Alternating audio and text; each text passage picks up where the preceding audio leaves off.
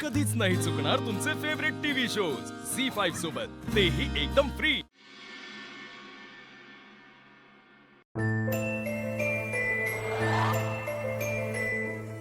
काय आहे हे?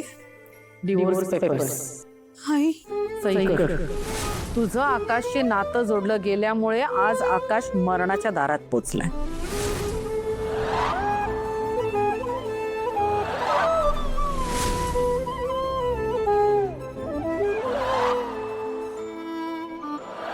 मला माझ्या लेकाच्या जीवाची पर्वा आहे। मला काय वाटतंय, मला काही देणं घेणं नाहीये। गुरुजींनी सांगितलं तेच करतीये। चट।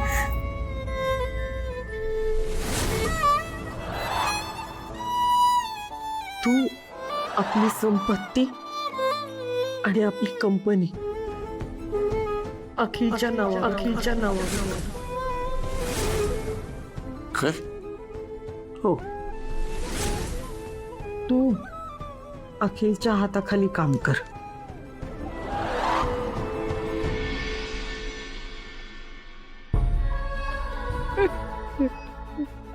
आई, आई प्लीज शांत व्हा, पाणी प्या आधी।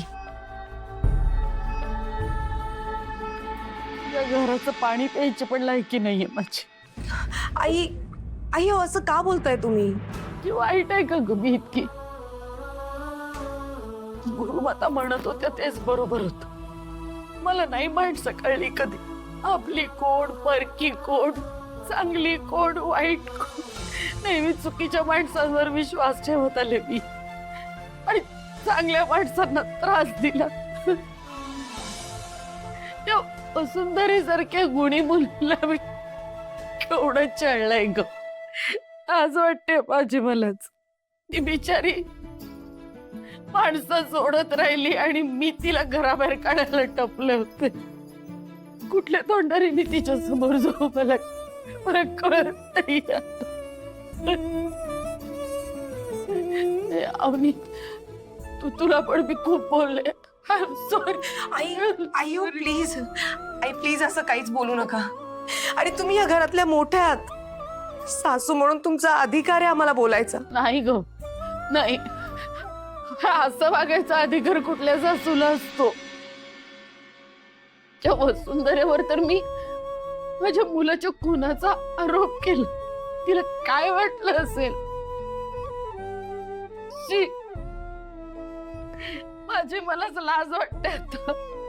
केवढं काय काय बोलले मी तिला, पण ती बिचारी या घरावर प्रेम करत राहिली, या घरातल्या माणसांना जपत राहिली। आणि मी खूप काय बोलले ना मी तिला, खूप वाईट वाईट टोमणे मारले, पण एका अक्षराने मला कधी उलट बोलली नाही बघ ती। जयश्री, उशिरा का होईना तुला कळलं, तुला उपरती झाली ही काही साधी गोष्ट नाही। खरं तर तुला हे कळण्यासाठी एवढ्या सगळ्या दिव्यांना सामोरं जावं लागेल असं वाटलं नव्हतं। खरं तर हे सगळं तुला आधीच कळायला हवं होतं। झी5 ॲप डाउनलोड करा आणि पहा सर्व एपिसोड्स एकदम फ्री।